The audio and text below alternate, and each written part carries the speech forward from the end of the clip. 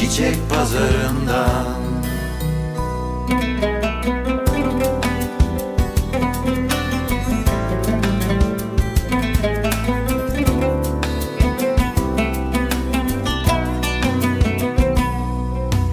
Uykulu gözlerle döndüm rüyamdan, sana sarı laleler aldım çiçek pazarından.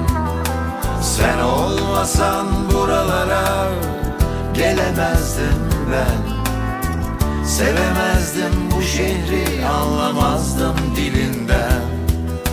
Nasıl bir sevdaysa bu, karşı koyamam, dayanamam, kıskanırım, seni paylaşamam. Satırlar uçar gider aklımdan, sana sarı laleler